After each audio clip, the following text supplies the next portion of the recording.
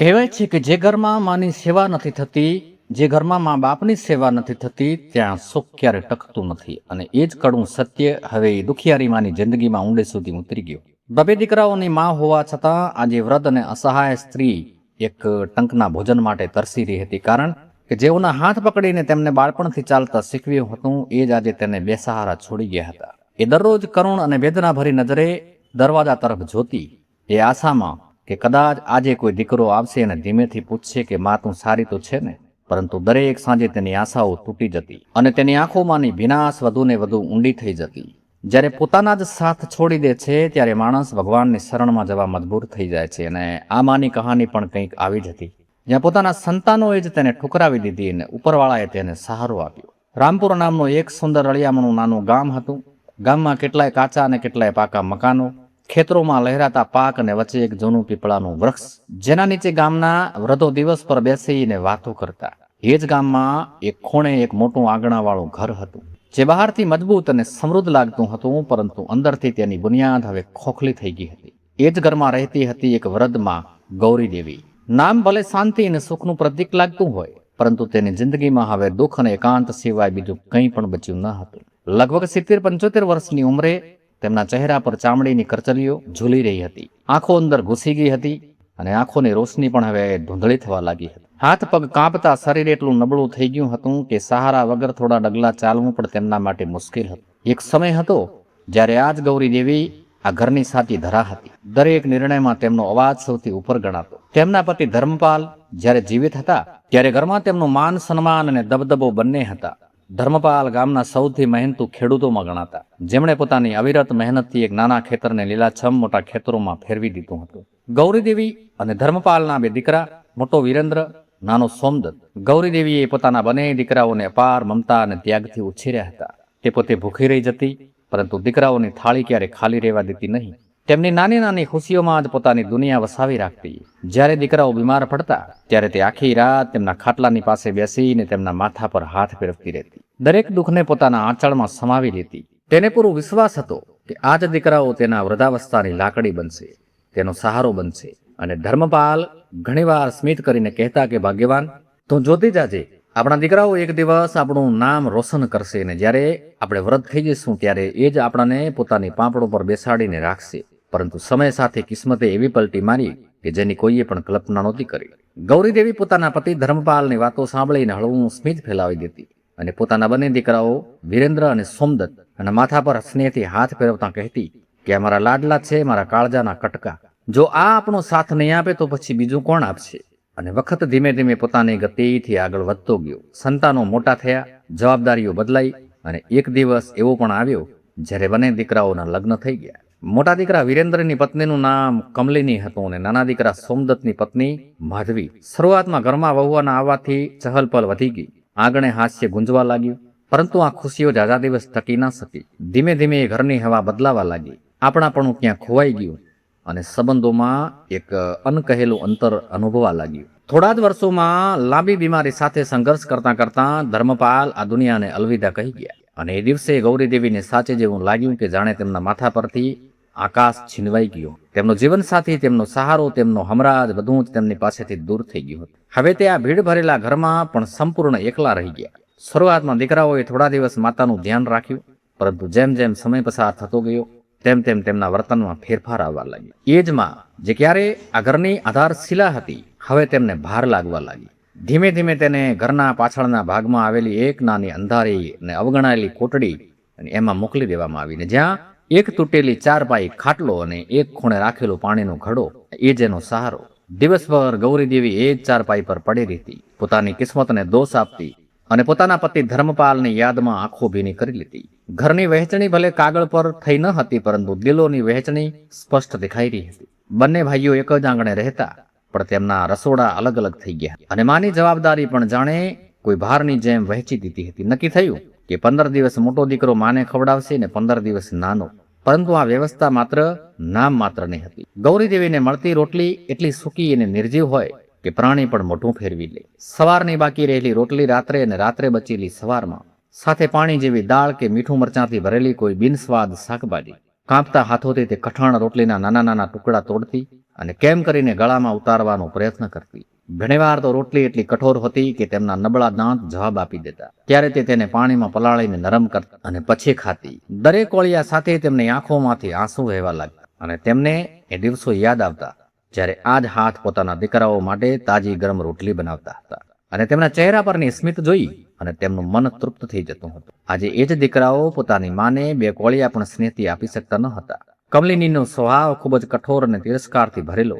તે દરેક વાતે ગૌરીદેવીને અપમાનજનક નજરે જોઈને કહેતી કે આ વૃદ્ધા દિવસભર પડી રહે છે, ના કોઈ કામકાજ, બસ રોટલા તોડવા તૈયાર રહે છે. ઉપરથી દવા દારૂનો ખર્ચ અલગ. ખબર નથી ભગવાન ક્યારે તેને પોતાની પાસે બોલાવશે. જ્યારે પણ ગૌરીદેવીને ઉધરસ આવતી કે દુઃખથી કરવટ લેતી ત્યારે કમલિની તીખી ટિપ્પણી કરીને મોઢું વાંકું કરી લે અને પછી કહેતી કે લો ફરી શરૂ થઈ ગયું આનું નાટક. જ્યારે જુઓ ત્યારે બીમાર જ રહે છે, જાણે અમારું લોહી ચૂસવા માટે.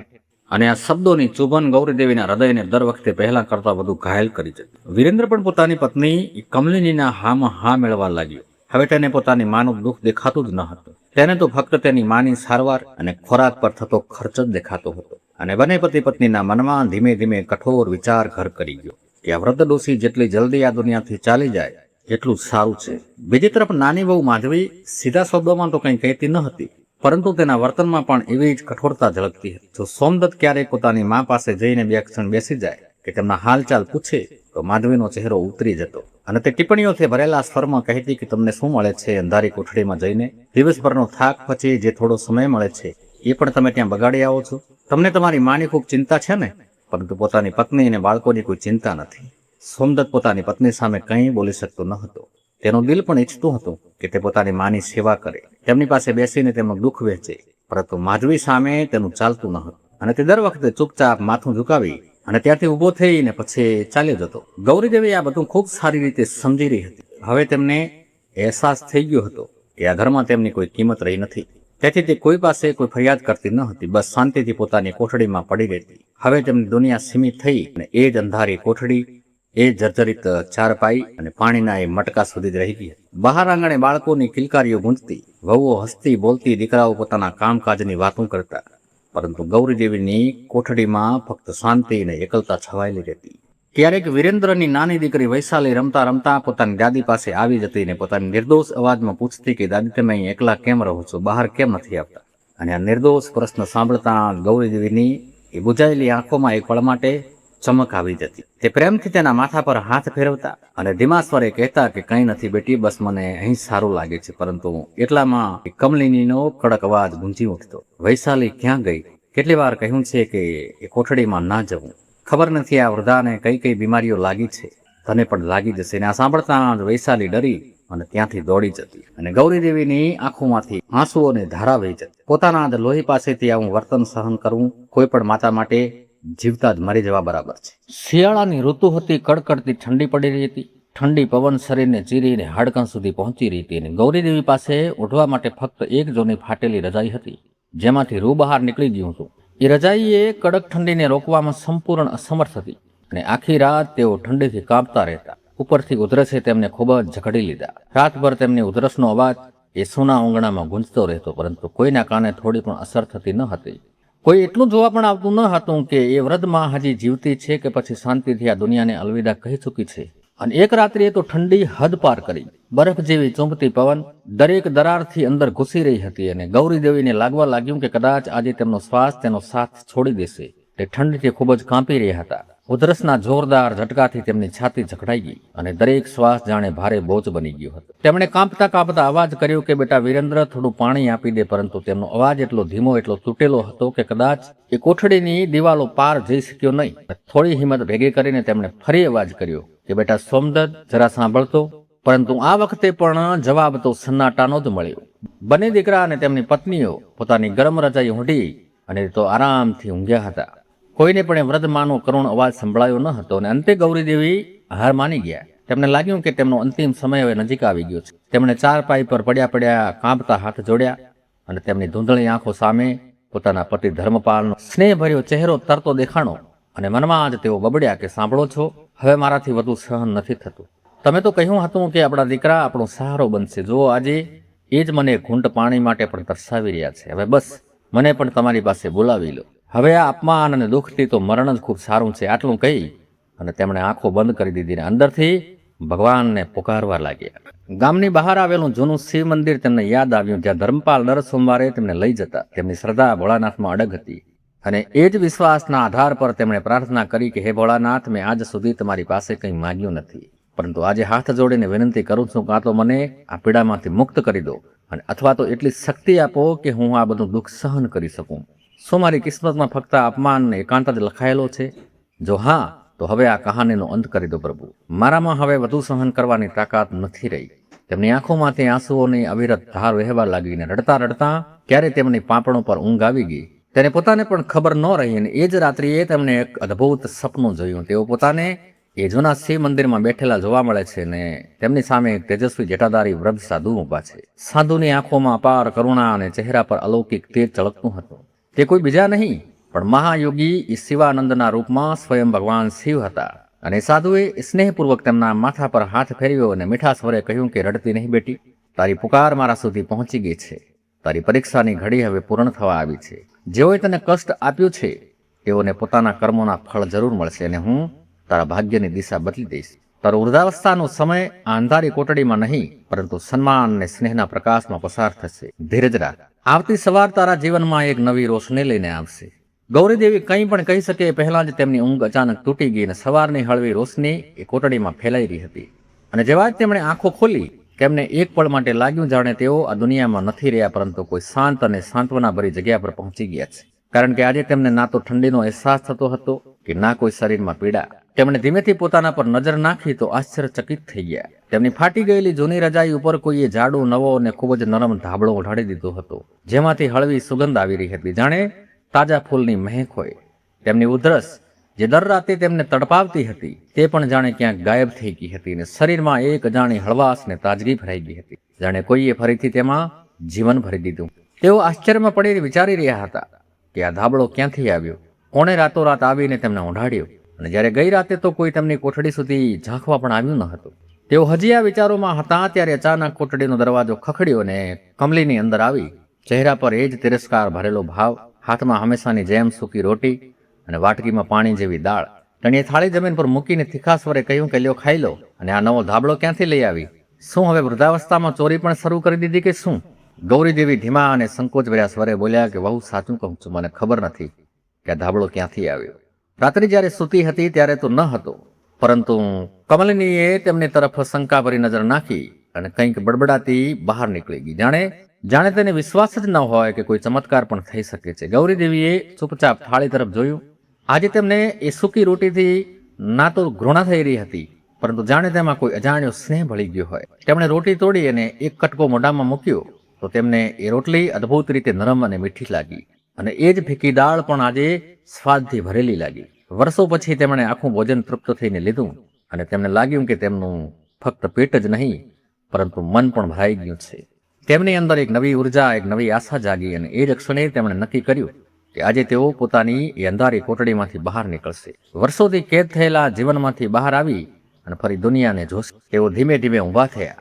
આ વખતે તેમના પગ એટલા નબળા લાગતા ન હતા. તેમણે દિવાલનો સહારો લીધો અને કાંપતા પગલા સાથે દરવાજાની તરફ આગળ વધ્યા, પરંતુ આશ્ચર્ય એ હતું કે તેમના પગલા પહેલા કરતાં વધુ મજબૂત હતા. જેવા જ તેઓ એ કોટડીમાંથી બહાર આવ્યા તો વર્ષો પછી તેમની આંખોએ ખુલ્લા આકાશનો તડકો જોયો. આંગણામાં ફેલાયેલી સુવર્ણ રોશની તેમના ચહેરા પર પડી તો તેમની આંખો ચમકી ઉઠી. એ સમયે માધવી રસોડામાં કંઈક બનાવી રહી હતી ને કમલીની આંગણે કપડાં ધોઈ રહી. બંનેની નજર જેવી જ ગૌરીદેવી પર પડી કે જે આજે પોતાને કોઠડીમાંથી બહાર ઊભી હતી તો તેઓ એક પળ માટે સ્તબ્ધ થઈ ગઈ, જાણે તેમણે પોતાની આંખો સામે કોઈ અશક્ય અને અસંભવ દ્રશ્ય જોઈ લીધું હોય. કમલિનીએ તિરસ્કાર ભર્યા સ્વરે ટિપ્પણી કરી કરે, વાહ, આજે તો ઘણી બધી હિંમત આવી ગઈ છે. સૂરજ છેવટે કઈ દિશામાં ઊંઘ્યો છે? લાગે છે હવે મરવાની તૈયારી કરી લીધી છે, એટલે છેલ્લી વાર આંગણું જોવા માટે આવી ગઈ હશે. પરંતુ ગૌરીદેવીએ તેની વાતનો કોઈ જવાબ ના આપ્યો અને તે શાંતિથી આંગણાના એક ખૂણે જઈને બેસી ગયા અને હળવા સ્મિત સાથે તડકાનો આનંદ લેવા લાગ્યા, જાણે એ ગરમાહટમાં તેમને વર્ષો પછી સાંત્વનાનો સ્પર્શ મળ્યો હોય. તેમના મનમાં વારંવાર એ જ સ્વપ્ન ગુંજી રહ્યું હતું કે કાલનો સૂરજ તારા માટે એક નવી સવાર લઈને આવશે. શું ખરેખર આ એ જ નવી સવાર હતી? શું સાચે જ ભોળાનાથે તેમની પુકાર સાંભળી હતી? તે આ વિચારોમાં તલ્લીન હતા ત્યારે બપોરે જ્યારે એ ઘરના બધા લોકો પોતપોતાના કામમાં વ્યસ્ત હતા તો અચાનક દરવાજા પાસે ગુંજતો અવાજ સંભળાયો કે અલખ નિરંજન ભિક્ષાદહીમાં, અને એ અવાજમાં એક અજાણી ઊંડાણ અને આકર્ષણ હતું. કમલિનીએ દરવાજો ખોલ્યો તો સામે એક ઊંચો જટાધારી સાધુ ઊભો હતો, જેના ચહેરા પર અદ્ભુત તેજ હતું. આંખોમાં અપાર ઊંડાણ અને હાથમાં કમંડળ અને ચીપીઓ. જટાધારીએ શાંત સ્મિત સાથે એ કમલિનીની તરફ જોયું, પરંતુ કમલિનીએ રૂખાઈથી કહ્યું કે આગળ વધો બાબા, અહીં કંઈ નહીં મળે. સાધુએ તો પણ એ જ સૌમ્યતાથી જવાબ આપ્યો કે બેટી, હું ધન દોલતનો ભૂખ્યો નથી, બસ એક મોટી લોટ કે એક રોટલી મળી જાય તો પ્રભુ તારું કલ્યાણ કરશે. પરંતુ કમલિની ઝુંઝલાઈને બોલી કે કહ્યું ને, અહીં કંઈ પણ નથી. સવારમાં ક્યાંથી આવી જાઓ છો? કોઈ કામ ધંધો છે કે નહીં, કે પછી બસ મફતની રોટી જોઈએ છે? અને તે દરવાજો બંધ કરવા જાય ત્યારે સાધુએ શાંત સ્વરે કહ્યું કે એક વાર તારી માને તો પૂછી લે બેટી, કદાચ તેના દિલમાં દયા હોય. અને આ સાંભળતા જ કમલિનીનો ગુસ્સો વધુ ભડકી ઉઠ્યો કે મારી માં? અહીં કોઈ મારી માં નથી. એ સમયે આંગણે બેઠેલી ગૌરીદેવીના કાને અવાજ પડ્યો અને તેમના અંદર કંઈક કંપી ઉઠ્યું. તે ધીમે ધીમે ઊભી થઈને દરવાજા તરફ આગળ વધે છે. જેવા જ તેમની નજર એ સાધુ પર પડી, તેમના પગ અટકી ગયા. આ તો એ જ હતા, એ જ તેજસ્વી ચહેરો, એ જ કરુણાથી ભરેલી આંખો, એ જ જટા, બિલકુલ એમ જ જેમ તેમણે ગઈ રાત્રે સપનામાં જોયા હતા. મહાયોગી શિવાનંદ સ્વયં તેમની સામે ઊભા હતા. ગૌરીદેવીની આંખો ભીની થઈ ગઈ, તેમના હાથ આપમેળે જોડાઈ ગયા અને તે ભાવ વિભોર થઈ બોલી કે પ્રણામ બાબા. સાધુએ સ્નેહથી તેમના માથા પર હાથ ફેરવ્યો અને આશીર્વાદ આપ્યા, સદા સુખી રહો માં. આ દ્રશ્ય જોઈને કમલિની અંદરથી બળી ઉઠીને તે ટીકાત્મક સ્વરે બોલી કે સારું, તો આ વૃદ્ધા માટે આવ્યા છો? ચોક્કસ આ ડોહલીએ જ તમને બોલાવ્યા હશે. ગૌરીદેવી નમ્ર સ્વરે બોલી કે વહુ, આવું ન કહેવાય બેટી. આ મહાત્માજી છે, તેમને અંદર બોલાવીને પાણી પીવડાવ. પરંતુ કમલિનીએ મોઢું વાંકું કરીને ટિપ્પણી કરી કે મારે કોઈને બોલાવવાના નથી. જો તમને એટલી બધી દયા આવે છે તો તું જ સેવા કરી લે. અને એમ પણ આખો દિવસ ખાલી જ બેસી રહે છે. આટલું કહીને તે ઝુંઝલાતી ત્યાંથી હટી ગઈ અને આંગણે ફરી એકવાર સન્નાટો છવાઈ ગયો.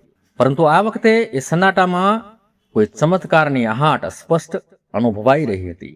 વહુના મુખેથી આવી વાતો સાંભળીને ગૌરીદેવીનું હૃદય ભરાઈ. તેમણે નમ્ર સ્વરે કહ્યું કે બાબા, તમે મને માફ કરી દો, તમે અંદર આંગણે આવીને બેસો, હું તમારા માટે કંઈક લાવું છું. અને મહાયોગી શિવાનંદ કંઈ પણ બોલ્યા વિના આંગણામાં પડેલી એક જૂની ચારપાઈ એની ઉપર બેસી ગયા અને ગૌરીદેવી ધીમે ધીમે રસોડાની તરફ આગળ વધ્યા. જે હવે નામ માત્રનું તેમનું રહ્યું હતું, તેમણે એક વાસણમાં પાણી ભર્યું, સાધુ પાસે લાવી અને મૂકી, અને પછી ગૂંચવણમાં ઊભા રહીને વિચાર કરે છે કે તેમને ખાવા માટે શું આપે. ઘરની દરેક વસ્તુ હવે વહુઓના અધિકારમાં હતી અને પૂછ્યા વગર તે કંઈ પણ લઈ શકતા ન હતા. ત્યારે તેમને યાદ આવ્યું કે સવારે તેમના હિસ્સામાં મળેલી એક સૂકી રોટલી હજી સુધી તેમણે ખાધી નથી. એટલે તેઓ તરત જ પોતાની કોટડીમાં ગયા અને એક જૂના કપડામાં વીંટાળેલી એક રોટલી લઈ આવ્યા અને પાછા આવીને ખૂબ સંકોચ સાથે એ સાધુની સામે મૂકી દીધી. સાથે ગોળનો એક નાનો ટુકડો એ પણ મૂકી દીધો અને પછી બોલ્યા કે મારી પાસે બસ આ જ છે, કૃપા કરી અને આપ સ્વીકાર કરી લો. તેમની આંખોમાં લાચારી અને શરમના આંસુ ઝળહળતા હતા. મહાયોગી શિવાનંદે ઊંડા કરુણા ભાવે તેમની આંખોમાં જોયું. પછી એ સૂકી રોટલી ઉઠાવી અને જાણે સામાન્ય ભોજન નહીં પરંતુ અમૂલ્ય પ્રસાદ હોય, અને તેમણે ખૂબ પ્રેમથી તેનો એક ટુકડો તોડીને મોઢામાં મૂક્યો અને આંખો બંધ કરી દીધી, જાણે સ્વાદને આત્મા સુધી અનુભવી રહ્યા હોય. અને થોડી જ ક્ષણો પછી તેમણે એ સંતોષભર્યા સ્મિત સાથે કહ્યું કે આ હા હા, આવો અમૃત જેવો સ્વાદ તો મેં ક્યારે ચાખ્યો નથી. હે માં, તારા હાથમાં ખરેખર જાદુ છે. આ રોટલી સૂકી નથી, આ તો તારા પ્રેમ અને મમતાની ભીની છે.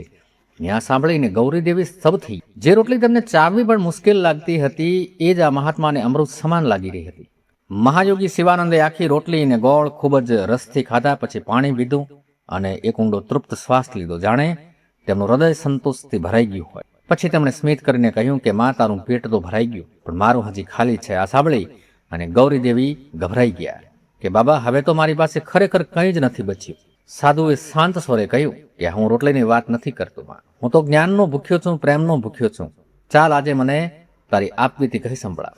તો આટલા મોટા ઘરમાં આવી હાલતમાં કેમ જીવી રહી છે? અને આ સાંભળતા જ એ ગૌરીદેવીની આંખો ભીની થઈ ગઈ. વર્ષોથી જે દુઃખ તેમના હૃદયમાં દબાયેલું હતું, જે તેમણે ક્યારે કોઈને કહ્યું ન હતું, આજે કોઈના સ્નેહભર્યા શબ્દોએ તેને બહાર આવવાનો રસ્તો આપી દીધો અને તેમના સહન શક્તિનો એ બંધ તૂટી ગયો. ગૌરીદેવી ધીમે ધીમે ખસીને મહાયોગી શિવાનંદના ચરણોમાં નજીક જઈને જમીન પર બેસી ગયા. અને જેવા જ તેમની અંદર દબાયેલું દુઃખ શબ્દોમાં વહેવા લાગ્યું, તેમનો અવાજ ભરાઈ ગયો અને રડતા રડતા પોતાની આખી જીવન કથા કહી સંભળાવવા લાગ્યા કે કેવી રીતે પોતાના પતિ ધર્મપાલે મહેનતથી આ ઘર અને ખેતરો ઊભા કર્યા અને કેવી રીતે તેમણે પોતાના બંને દીકરાઓ વીરેન્દ્ર અને સોમદત્તને મમતા અને ત્યાગથી ઉછેર્યા, તેમના માટે પોતાના દરેક સુખનો ત્યાગ કર્યો. કેટલા સપના જોયા હતા કે વૃદ્ધાવસ્થામાં જ આ દીકરાઓ તેમનો સહારો બનશે, અને પછી કેવી રીતે એ જ દીકરાઓ અને તેમની પત્નીઓ આજે તેમને એવો તિરસ્કાર અને અવગણનામાં જીવવા પર મજબૂર કરી રહ્યા છે, જાણે તેઓ કોઈ માણસ નહીં પરંતુ બિનજરૂરી વસ્તુ હોય.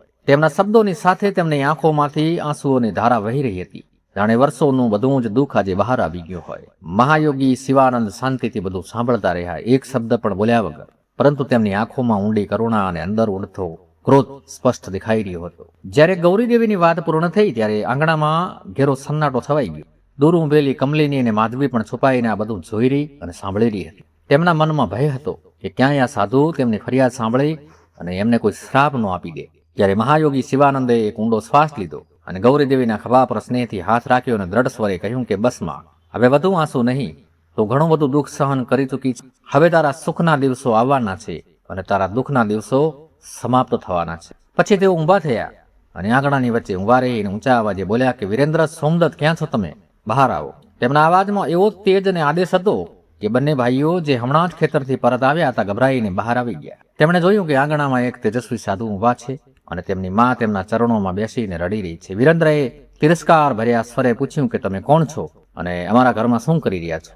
સાધુના ચહેરા પર એક રહસ્યમય સ્મિત આવ્યું, પરંતુ એ સ્મિતમાં વીજળી જેવી કડકાઈ છુપાયેલી હતી. તેમણે કહ્યું, હું કોણ છું એ જાણવું તમારા માટે સંભવ નથી, પરંતુ હું આ સારી રીતે જાણું છું કે તમે કોણ છો. તમે એ અભાગા પુત્રો છો જેમણે પોતાની જન્મદાત્રી માને જીવતા જીવ નરક ભોગવવા માટે મજબૂર કરી છે. અને આ સાંભળતા જ બંને ભાઈઓ સ્તબ્ધ થઈ ગયા. સોમદત્ત ભયથી કાંપવા લાગ્યો, પરંતુ વીરેન્દ્ર હજી પણ અહંકાર બતાવતા બોલ્યો કે જો બાબા, તમારી ભાષા સંભાળીને વાત કરો. આ અમારું ઘર છે, આ અમારા ઘરની બાબતો છે.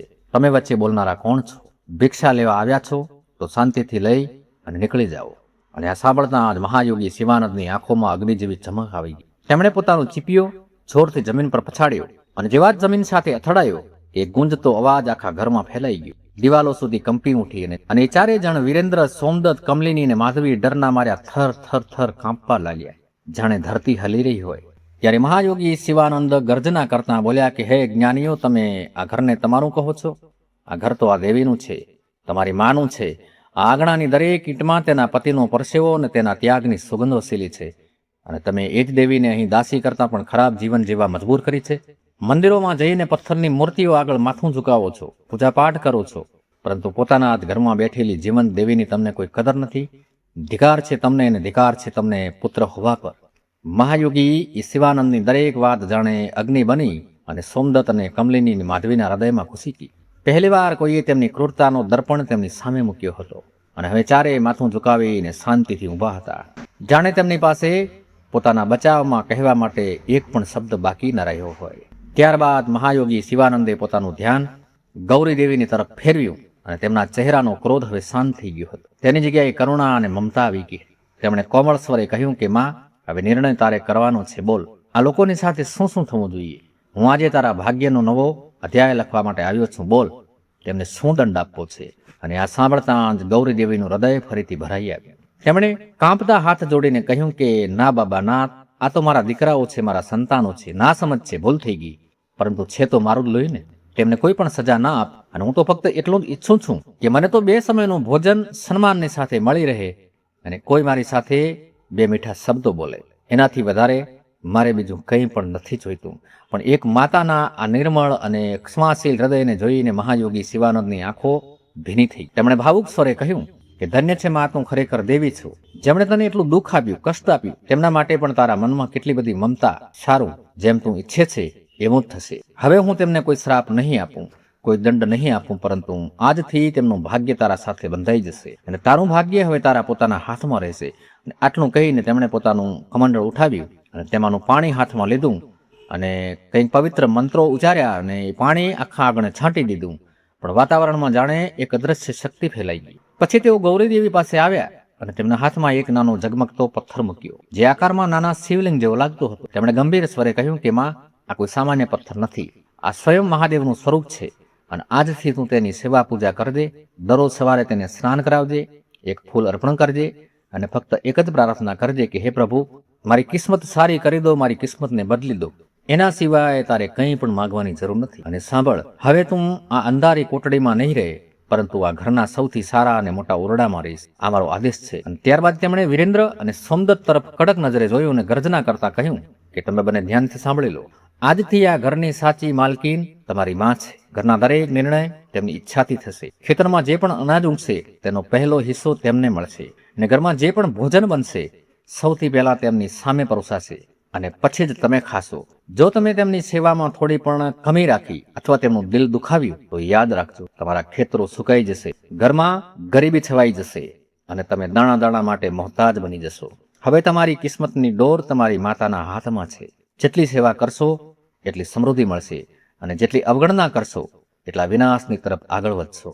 સાધુના શબ્દો આંગણે ગુંજતા રહ્યા અને દરેકના મનમાં ઊંડી છાપ મૂકી ગયા. આટલું કહીને મહાયોગી શિવાનંદ શાંત પગલે દરવાજાની તરફ વધ્યા અને જેમ અચાનક આવ્યા હતા એવી જ રીતે અદ્રશ્ય થઈ ગયા. કોઈની હિંમત ન થઈ કે તેમને રોકીને પૂછે.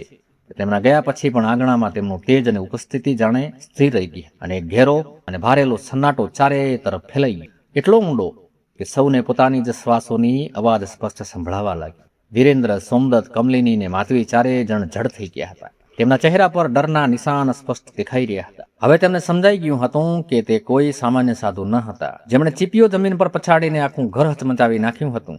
તે કોઈ સામાન્ય માનવના હાથની વાત ન હતી. બીજી તરફ ગૌરી દેવી હજી પણ જમીન પર બેઠા હતા. તેમના હાથમાં એક નાનો ચમકતો પથ્થર હતો જે હળવી આભા ફેલાવી રહ્યો હતો અને તેમની આંખોમાંથી વહેતા આંસુ હવે પીડાના ન હતા પરંતુ એક અજાણી શાંતિ અને આશ્ચર્યના હતા. આ સન્નાટો સૌથી પહેલા વિરેન્દ્રએ તોડ્યો. તેણે પોતાની જાતને સંભાળીને કહ્યું કે આ બધું નાટક હતું. આ તો કોઈ બહેરૂપિયો હશે. આપણાને ડરાવીને ચાલ્યો ગયો, પરંતુ તેના અવાજમાં કાંપ અને તેની અંદરના ભયને છુપાવી ન શક્યો. કમલિની, જે પોતે સૌથી વધુ ભયભીત હતી, એના પતિને કહેવા લાગી કે આ નાટક હતું. તમને ઘર હલતું લાગ્યું ન હતું? સાધુની આંખોમાં આગ નથી જોઈ? જો તેની વાત સાચી નીકળી અને આપણા ખેતરો બરબાદ થઈ ગયા તો આપણે ખાશું શું? આપણા બાળકોને શું ખવડાવશું? આપણે રસ્તા પર આવી જઈશું, ભીખ માંગવી પડશે. એના શબ્દોમાં ડર સ્પષ્ટ ઝળકી રહ્યો હતો. તેને પોતાની સુખ સુવિધા, ઘર સંપત્તિ ગુમાવવાનો ભય સતાવી રહ્યો હતો. માધવી પણ ગભરાયેલા સ્વરે બોલી કે હાજી, તે કોઈ સામાન્ય સાધુ ન હતા. તેમના ચહેરાનું તેજ કંઈક અલગ જ હતું. આપણે તેમની વાત માની લેવી જોઈએ. આપણે માની સાથે જે કર્યું છે એ તો પાપ છે જ. સોમદત્ત તો જાણે બોલવાની સ્થિતિમાં હતો જ નહીં. એ બસ ક્યારેક પોતાની માને જોવે તો ક્યારેક દરવાજાને જોવે, જ્યાંથી એ દિવ્ય પુરુષ અદ્રશ્ય થઈ ગયા હતા. વિરેન્દ્ર બહારથી ભલે અહંકાર બતાવી રહ્યો હતો, પરંતુ અંદરથી તે પણ બરાબર હચમચી ગયો હતો. તેને પોતાના ખેતર, પોતાની મહેનત અને કમાણીના વિચાર આવવા લાગ્યા. જો ખરેખર આ બધું નષ્ટ થઈ ગયું તો? અને તેણે એક નજર પોતાની મા તરફ નાખી. એ જ વ્રત કમજોર અને અવગણાયેલી મા કે થોડા સમય પહેલા સુધી તેને ભાર લાગતી હતી, હવે તેની કિસ્મતની ચાવી બનીને સામે ઊભી હતી. તેની અંદર એક અજાણ્યો ભય ઘૂસી ગયો. તેણે ઊંડો શ્વાસ લીધો અને ભારે મનથી બોલ્યો કે ઠીક છે, જેમ તે બાબા કહીને ગયા છે હવે એવું જ થશે. અને આ વાત કહેતા તેના અવાજમાં પહેલીવાર અહંકાર નહીં પરંતુ ડર અને મજબૂરીની ઝલક સ્પષ્ટ સંભળાઈ રહી હતી. વિરેન્દ્રના મુખેથી આવા શબ્દો નીકળતા જ કમલિની અને માધવીએ રાહતનો ઊંડો શ્વાસ લીધો, જાણે તેમના માથા પર લટકતું મોટું સંકટ થોડીવાર માટે ટળી ગયું હોય. હવે સૌપ્રથમ કામ હતું ગૌરીદેવીને એ અંધારી અને અવગણાયેલી એ કોટડીમાંથી બહાર કાઢી અને ઘરના સૌથી સારા ઓરડામાં લઈ જવાનું. અને ઘરમાં સૌથી મોટો ખુલ્લો અને હવાદાર ઓરડો વિરેન્દ્ર અને કમલિનીનો હતો. અને કમલિનીનું મન તો બિલકુલ માનતું ન હતું, પરંતુ સાધુના ડરના આગળ તેની એક પણ ચાલતી ન હતી. ભારે મન અને અંદર ઉકળતા ગુસ્સા સાથે બંને વહુએ મળી અને ઓરડો ખાલી કરવાનું શરૂ કર્યું. પલંગ, સંદૂક, કપડાં, દરેક સામાન એક એક કરી અને બીજા ઓરડામાં ખસેડવામાં આવ્યા. અને દરેક વસ્તુ ઉઠાવતા તેમના ચહેરા પર ડર અને નારાજગી સ્પષ્ટ દેખાઈ રહી હતી. તેઓ એકબીજાની તરફ જોઈ અને મનમાં ગૌરી દેવી અને રહસ્યમય સાધુને શ્રાપ આપતા હતા. બીજી તરફ ગૌરી દેવી એક ખૂણામાં ઊંભી આ બધું જોઈ રહી હતી. તેમના મનમાં અજીબ હલચલ હતી. જેઓએ ક્યારે તેમને એક સાફ કપડું પણ ન આપ્યું, આજે એ જ લોકો તેમના માટે પોતાનો સૌથી સારો ઓરડો ખાલી કરી રહ્યા. તેમને વિશ્વાસ જ ન હતો કે આ સત્ય છે કે કોઈ સપનું. જ્યારે ઓરડો સંપૂર્ણ રીતે ખાલી થઈ ગયો ત્યારે સોમદત્ત એ કોટડીમાંથી એમની જૂની તૂટેલી ચારપાઈ ઉઠાવી લાવ્યો. પરંતુ વિરેન્દ્રએ તરત જ તેને ઠપકો આપ્યો કે તને સમજણ નથી પડતી? હવે માં તૂટેલી ચારપાઈ પર નહીં સૂએ, જા આપણો મોટો પલંગ લઈ આવ. સોમદત્ત ચૂપચાપ માથું ઝુકાવીને પાછો ગયો અને થોડા સમયમાં મજબૂત શીશમનો મોટો પલંગ એ ઓરડામાં ગોઠવી દેવામાં આવ્યો. કમલિનીએ મન ન હોવા છતાં પણ પોતાની સૌથી નવી અને સાફ ચાદર કાઢી અને પથારી પર પાથરી, પરંતુ તેના દરેક હાવભાવમાં મજબૂરી ઝળકતી હતી. જાણે તે ચાદર નહીં પરંતુ પોતાના મનનો ભાર પાથરી રહી હોય. ગૌરીદેવી ધીમા પગલે ઓરડામાં આવી. સંકોચ સાથે તેમણે નરમ ગાદલાને હાથથી સ્પર્શ કર્યો, જ્યાં ત્યાર સુધી તેમની રાતો કાંટા જેવી ચૂભતી ચારપાઈ પર પસાર થઈ રહી હતી ત્યાં જે આ પલંગ તેમને ફૂલ જેવો નરમ લાગ્યો. તેમની આંખો ફરી ભીની થઈ ગઈ, પરંતુ આ વખતે એ આંસુઓમાં દુઃખ કરતાં વધુ આશ્ચર્ય અને કૃતજ્ઞતા હતા. રાતનો સમય આવ્યો અને આજે માધવીનો વારો હતો મા માટે ભોજન આપવાનો. તે રસોડામાં ગઈ અને મન ના હોવા છતાં આજે તેણીએ ગૌરીદેવી માટે અલગથી સારું ભોજન તૈયાર કર્યું. ગરમા ગરમ નરમ રોટલી, ધીમી ભરેલી દાળ, બટાકા અને ફૂલકોબીની સુગંધિત શાકભાજી ને થોડો મીઠો હલવો. ભોજન બનાવતી વખતે તેના મનમાં અજીબ ખીજ હતી. જે ભોજન તે પોતાના બાળકો માટે બનાવતી હતી એ જ ભોજન આજે તેને પોતાની સાસુ માટે બનાવવું પડતું હતું. ગુસ્સો પણ હતો, પરંતુ તેનાથી પણ વધુ ડર તેના અંદર બેસી ગયો હતો.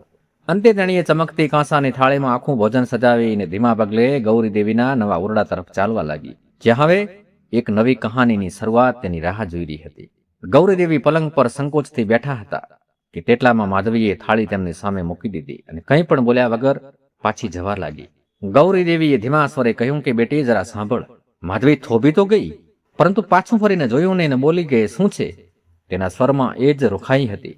ગૌરીદેવીએ કોમળતાથી કહ્યું કે બેટી આટલું બધું ખાવું મારા એકલાથી નહીં ખવાય, તું પણ મારી સાથે બેસીને ખાઈ લે. અને આ સાંભળીને માધવી થોડી ક્ષણ ચૂપ રહી, જાણે તેને વિશ્વાસ જ ના આવ્યો હોય. પછી એ બોલી કે મને ભૂખ નથી, અને પછી ઝડપથી એ ઓરડામાંથી બહાર નીકળી ગઈ. ગૌરીદેવી થાળીની તરફ જોઈ રહી. વર્ષો પછી તેમની આંખો સામે આવું સજાવટ ભર્યું ભોજન હતું. ગરમા ગરમ રોટલીઓમાંથી ઘીની સુગંધ ઉઠતી હતી, દાળ સુગંધથી ભરેલી હતી, શાકભાજી રંગ અને સ્વાદથી ભરેલું હતું. પરંતુ ન જાણે કેમ આજે પણ તેમના મનને એ સૂકી રોટલી વધુ પ્રિય લાગી રહી હતી, જે મહાયોગી શિવાનંદે પ્રેમથી અમૃત કહીને ખાધી હતી. કારણ કે એ રોટલીમાં સ્નેહ હતો અને આ થાળીમાં મજબૂરી ને ડર.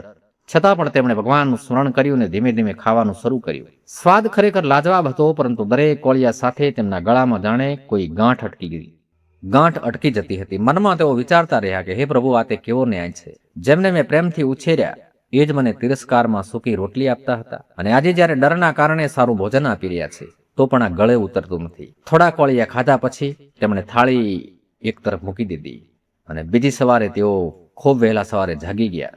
શરીરમાં નવી ઉર્જા હતી, જાણે જીવન ફરીથી તેમને પકડી રહ્યું હોય. તેમણે સૌથી પહેલા એ નાનું શિવલિંગ રૂપ પથ્થરને હાથમાં લીધો. તેને જોઈને તેમના મનમાં શ્રદ્ધા ઉભરાઈ આવી, જાણે સ્વયં ભોળોનાથ તેમના હાથમાં બિરાજમાન હોય. તેઓ આંગણામાં ગયા, નળ નીચે તેને પ્રેમથી સ્નાન કરાવ્યું, પછી લૂછીને ઓરડામાં લાવ્યા અને એક સ્વચ્છ સ્થાન પર સ્થાપિત કર્યું. પછી આંગણાના ખૂણે આવેલા એ ગેંદાના છોડમાંથી એક પીળો છોડ તોડી અને શ્રદ્ધાપૂર્વક અર્પણ કર્યો. હાથ જોડીને આંખો બંધ કરતા જ તેમને મહાયોગી શિવાનંદની વાણી યાદ આવી અને તેમણે મનમાં પ્રાર્થના કરી કે હે પ્રભુ, મારી કિસ્મત સારી કરી દો, મારા સંતાનોની પણ કિસ્મત સારી કરી દો, તેમને સદબુદ્ધિ આપ. તેમની આંખોમાંથી ટપકેલા બે આંસુ એ શિવલિંગ પર પડીને જાણે પ્રાર્થનાને વધુ પવિત્ર બનાવી ગયા. દિવસો ધીમે ધીમે પસાર થતા ગયા અને ગૌરીદેવીનું જીવન બદલાતું ગયું. હવે તેમને સમયસર સારું ભોજન મળતું, પહેરવા માટે સારા કપડાં, સૂવા માટે નરમ પલંગ, અને બંને દીકરા સવારે કામે જતા પહેલા અને સાંજે પાછા આવી અને તેમના ચરણ સ્પર્શ કરતા. વહુઓ પણ દિવસમાં અનેક વખત આવીને હાલચાલ પૂછતી, પરંતુ આ બધું એક દેખાવથી વધુ કંઈ પણ ન હતું. તેમના વર્તનમાં ના સ્નેહ હતો, ના અપનાપણું હતું, ફક્ત એક અનકહેલો ડર હતો, એ દિવ્ય ચેતવણીનો, જેણે તેમના હૃદયમાં ભય તો ભરી દીધો હતો, પરંતુ હજી સુધી સાચો પ્રેમ જન્મ્યો ન હતો. ઘણા મહિનાઓ સુધી ઘરમાં સુખ અને શાંતિ રહી. ગૌરીદેવીના આશીર્વાદથી વિરેન્દ્ર અને સોમદત્તનો વેપાર ખૂબ ફળ્યો ફૂલ્યો. ખેતરો હરિયાળા થયા. ઘરમાં ધન ધાન્યની કોઈ કમી ન હતી. કમલિની અને માધવી દેખાદેખીમાં સાસુની ખૂબ સેવા કરતી. સવારે ઉઠીને ચરણ સ્પર્શ કરતી, તેમના માટે સારું ભોજન બનાવતી. પણ આ બધું દેખાડો હતો. તેમના હૃદયમાં હજી પણ એ જ જૂની કડવાશ અને સ્વાર્થ બાકી હતો. તેઓ ગૌરીદેવીની સેવા મમતાથી નહીં પણ ડરથી કરતી હતી, કારણ કે તેમને લાગતું હતું કે સાસુ નારાજ થશે તો તેમની સમૃદ્ધિ છીનવાઈ જશે. ધીમે ધીમે વિરેન્દ્ર અને સોમદત્તનું ધ્યાન ઘર કરતાં ખેતર અને વેપારમાં વધુ રહેવા લાગ્યું. સવારે ઉઠીને તેઓ કોઈક ને કોઈક બહાને ઘરની બહાર નીકળી જતા. પહેલા તેઓ માતાના આશીર્વાદ લઈને જતા, પણ હવે તો જાણે તેઓ ઘરમાં હોય જ નહીં. ગૌરીદેવીને જોતાની સાથે જ તેઓ કામના બહાના કાઢીને ખેતર તરફ ચાલી જતા. એકલતા અને ઉપેક્ષાની આદત તો ગૌરીદેવીને વર્ષોથી હતી, પણ આ વખતે વાત જુદી હતી. હવે તેઓ વ્રત થઈ ગયા હતા. તેમનું શરીર પહેલા જેવું સધર નહોતું રહ્યું.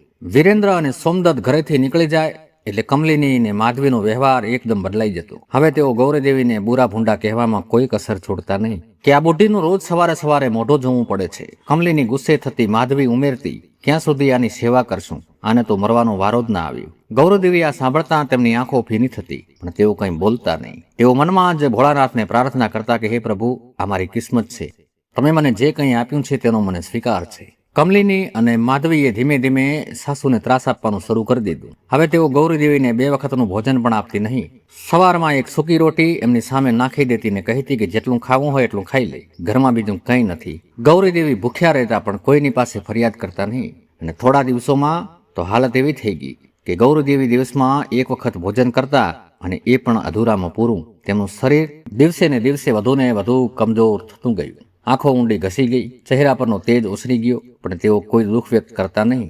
તેઓને એક જ દિલાસો હતો કે તેમના દીકરાઓ ઓછામાં ઓછું સાંજે ઘરે આવે છે ત્યારે તેમને જોવા મળે છે. પણ હવે તો એ પણ બંધ થઈ ગયું. વિરેન્દ્ર અને સોમદત્ત એટલા વ્યસ્ત થઈ ગયા કે ક્યારેક ક્યારેક સાંજે પણ મોડું કરતા, અને જ્યારે આવતા ત્યારે તેમની પત્નીઓ એવા રંગઢંગ રચી દેતી કે ગૌરીદેવી ક્યારેક કશું કંઈ કહી ન શકે. ગૌરીદેવીને એક દિવસ અચાનક તીવ્ર તાવ આવ્યો. તેમનું શરીર તપતું હતું, પણ વહુઓને જરાય ચિંતા નહોતી. એ તો એક પાણીનો કટોરો એમની સામે મૂકી દેતા અને કહેતા કે પડ્યા રહો. ગૌરીદેવીએ નબળા અવાજે કહ્યું કે બેટી, એકવાર વૈદ્યને બોલાવી લા, મને ખૂબ તાવ આવ્યો છે. પણ વહુએ તો ધ્યાન જ ના આપી અને કહ્યું કે વૈદ્યને બોલાવવા માટે પૈસાની જરૂર પડે છે, અને તારા જેવી બુદ્ધિ માટે અમારે પૈસા વેડફવાના નથી. ગૌરીદેવી ખાટલામાં એકલા પડ્યા હતા. તાવ ખૂબ હતો, તરસ ખૂબ લાગી હતી, પણ જાતે પાણી લેવાની તાકાત ન હતી. બાજુમાં મૂકેલો નાનો કટોરો હાથની પહોંચથી દૂર હતો. તેઓ તેને ખેંચવાનો પ્રયત્ન કરતા પણ શરીર સાથ નહોતું આપતું. 3 દિવસ સુધી આમ જ ચાલ્યું, અને ગૌરીદેવી 3 દિવસ કંઈ ખાધું નહીં. તેમનું શરીર સુકાઈને કાફલો થઈ ગયું, આંખો ઊંડી ધસી ગઈ, હોઠ ફાટી ગયા. કમલિની અને માધવી આ બધું જોઈને પણ અંદર ને બહેરી થઈ. તેમના હૃદયમાં માનવતાનો દીવો ઓલવાઈ ચૂક્યો. અને ચોથા દિવસે સવારે ગૌરીદેવી અત્યંત નબળા પડી ગયા. તેમણે છેલ્લી વાર પોતાની આંખો ખોલી ચારે બાજુ જોયું તો કોઈ ન હતું. એકલા હતા. હાથ જોડ્યા, આંસુનો છેલ્લો ટસીઓ તેમની આંખમાંથી ખર્યો અને તૂટેલા અવાજે બોલ્યા કે હે ભોળાનાથ, આજ મારી કિસ્મત મેં ક્યારે તમને ફરિયાદ નથી કરી, પણ આજે મારા પ્રાણ જતા રહે છે. તેમના હાથ નીચે પડી ગયા, આંખો બંધ થઈ ગઈ, અને ગૌરીદેવીએ આ દુનિયામાં છેલ્લો શ્વાસ લીધો અને દુનિયાને અલવિદા કહી દીધું. તેમના ચહેરા પર એક શાંતિ હતી, જાણે કોઈ લાંબી મુસાફરી પૂરી કરીને તેઓ વિશ્રામે સૂઈ ગયા હોય. સાંજે વિરેન્દ્ર અને સોમદત્ત ઘરે આવ્યા. હંમેશાની જેમ તેઓ ખેતરના કામથી થાકીને પાછા ફર્યા હતા. કમલિની રસોડામાં હતી, માધવી આંગણે બેઠી હતી. વિરેન્દ્રએ પૂછ્યું, માં ક્યાં છે? કમલિની બેદરકારીથી કહ્યું કે એની એ જ કોટડીમાં પડ્યા છે. 3 દિવસથી એમને તાવ છે, પણ હવે તો થોડું શાંત થઈ ગયા છે. વિરેન્દ્રને કંઈક ખટક્યું. તે કોઠડી તરફ ગયો. અંદર ઘોર અંધારું હતું. દીવો લઈને જોયું તો તેના પગ નીચેથી જમીન સરકી ગઈ. ગૌરીદેવી ચારપાઈ પર પડ્યા હતા, પણ તેમનું શરીર નિર્જીવ અને ઠંડુ થઈ ચૂક્યું. તેમનો હાથ એક તરફ લટકતો હતો, જાણે પાણીના કટોરા સુધી પહોંચવાનો છેલ્લો પ્રયત્ન કર્યો હોય. વિરેન્દ્રની ચીસ નીકળી ગઈ કે માં. તેણે દોડીને માના પગ પકડી લીધા, પણ ગૌરીદેવી હવે આ દુનિયામાં નહોતા રહ્યા. સોમદત્ત પણ દોડતો આવ્યો. તેની આંખોમાંથી આંસુની ધારા વહેરી હતી કે આપણે આ શું કર્યું? માં, અમારાથી મોટી ભૂલ થઈ ગઈ. કમલિની અને માધવી પણ આવીને ઊભી રહી, પણ તેમના ચહેરા પર થોડું પણ દુઃખ ન હતું. તેઓ તો જાણે અંધ અને બહેરી થઈ ગઈ. તેમની આંખોમાં માનવતાના નામની કોઈ ભાવના જ બચી ન હતી. બીજા દિવસે સવારે વિરેન્દ્ર અને સોમદત્ત માના દફનની વ્યવસ્થા કરવા માટે ખેતર તરફ ચાલ્યા ગયા. તેઓ માના અંતિમ સંસ્કાર માટે લાકડા અને સામગ્રી લેવા ઈચ્છતા હતા, પણ જે દ્રશ્ય તેમણે ખેતરમાં જોયું તેમની બુદ્ધિને સ્તબ્ધ કરી દેનારું દ્રશ્ય હતું. જ્યાં ક્યારેક લહેરાતા લીલાછમ ફસલ અને ખેતરો હતા, હવે માત્ર કચરો અને સૂકા ઘાસ પડ્યા હતા. પણ આશ્ચર્યની વાત તો એ હતી કે માત્ર પાક પાણી જ નહીં, પણ આખી જમીનનો ભાગ પલટાઈ ગયો હતો. ખેતરનો મોટા ભાગનો વિસ્તાર પથ્થરોમાં ફેરવાઈ ગયો. જ્યાં જુઓ ત્યાં સખત કાળા અને ઉજ્જડ પથ્થરો પડ્યા હતા. જમીને પોતાનું સ્વરૂપ ગુમાવી દીધું હતું. વિરેન્દ્ર કંઈ બોલી ન શક્યો. તેનું મોં સુકાઈ ગયું. સોમદત્ત ઘૂંટણીએ પડીને જમીન પર હાથ ફેરવે, પણ જમીન નહીં, બસ ખરબચડારા પથ્થરો સિવાય બીજું કંઈ ન હતું. હે પ્રભુ, આ શું થયું? અમારી બધી મહેનત, અમારી બધી સંપત્તિ, અમારો વેપાર બધું સમાપ્ત થઈ ગયું. સોમદત્તની આંખો ફાટી ગઈ. તેને સમજાઈ ગયું હતું કે આ ગૌરીદેવીના અપમાનનું પરિણામ હતું. જે માને તેમણે ભૂખી રાખી, ત્રાસ આપ્યો, એકલી છોડી દીધી, તેમના આશીર્વાદનો ઘાતકી પરિણામ આજે તેમને સામે ઊભું હતું. જમીન પથ્થર બની ગઈ હતી, એટલે કે તેમની કિસ્મતમાં હવે ક્યારેક કંઈ પણ ઊંઘી શકે એમ ન હતું. વિરેન્દ્રનું હૃદય પસ્તાવાથી પીંગળી રહ્યું હતું. તેણે પોતાના માથા પર મુક્કો માર્યો અને કહ્યું કે આપણે માને ઓળખી ના શક્યા. આપણે પથ્થર દિલના બની ગયા હતા, અને આજે આપણી જમીન પર પથ્થર બની ગઈ. સોમદત્તે જમીન પર બેસીને રડવા માંડ્યું. માએ આખી જિંદગી આપણા માટે દુઃખ સહન કર્યું, અને આપણે તેમના મૃત્યુના કારણ બન્યા. હવે આપણી પાસે કંઈ નથી, ન ઘર, ન સંપત્તિ, ન કોઈ આધાર. ગામના લોકો જ્યારે આ સમાચાર સાંભળીને ભેગા થયા ત્યારે તેઓ પણ હેરાન રહી ગયા. લોકો કહેતા હતા કે ગૌરીદેવીને ખૂબ જ દુઃખ મળ્યું. તેમને પોતાના જ બાળકોએ તેમને ભૂખે માર્યા, અને આજે તેમનો વંશ પણ સમાપ્ત થશે. વિરેન્દ્ર અને સોમદત્ત ખાલી હાથે ઘરે પાછા આવ્યા. તેમની પત્નીઓની હાલત જોઈ અને તેઓ દંગ રહી ગયા. કમલીની અને માધવીની આંખોમાંથી કોઈ પણ પ્રકારની પ્રતિક્રિયા નહોતી. તેઓ ઘરના એક ખૂણામાં બેઠી હતી. તેમના ચહેરા પર એક સુનકાર શાંતિ છવાઈ ગઈ. તેમને કોઈ ખબર ન હતી કે આસપાસ શું થઈ રહ્યું છે. તેમની ઇન્દ્રિયો જાણે બંધ થઈ ગઈ હતી. તેઓ સાસુને ત્રાસ આપે છે, તેમના મૃત્યુનું કારણ બને છે, પણ હવે તેઓ પોતે માનસિક રીતે અંધ અને બહેરી બની ચૂકી હતી. તે ઘરની બધી ચમક ખતમ થઈ ગઈ. એક જ સમયે માનવ મૃત્યુ, સંપત્તિનો નાશ અને દિલની શાંતિનો વિનાશ થયો. રામપુરા ગામમાં આજે પણ લોકો આ વાતને ઉદાહરણ તરીકે કહે છે કે જે ઘરમાં માનું અપમાન થાય છે ત્યાં સુખ ક્યારે ટકતું નથી. માના આશીર્વાદ જ સૌથી મોટું ધન છે અને તેમનો ક્રોધ સૌથી મોટો શ્રાપ. ગૌરીદેવીનો આત્મા કદાચ શાંતિ અનુભવી રહ્યો હશે, કારણ કે તેમણે પોતાની છેલ્લી ઘડી સુધી તેમના ભોળાનાથનો વિશ્વાસ ન છોડ્યો અને તેમના બાળકોને તેમની ભૂલનો એટલો મોટો પસ્તાવો થયો કે તેમણે જીવનભર માને યાદ કરીને આંસુ વહાવ્યા. પણ ત્યાં સુધીમાં ઘણું મોડું થઈ ચૂક્યું હતું. તો વાર્તા કહાની મિત્રો તમને કેવી લાગી કમેન્ટ કરીને જરૂર જણાવશો. વિડીયો પસંદ આવ્યો હોય તો લાઇક કરજો, શેર કરજો અને અમારી ચેનલ જીવનના મૂલ્યોને સબસ્ક્રાઇબ જરૂરથી કરી લેજો. ખૂબ ખૂબ ધન્યવાદ.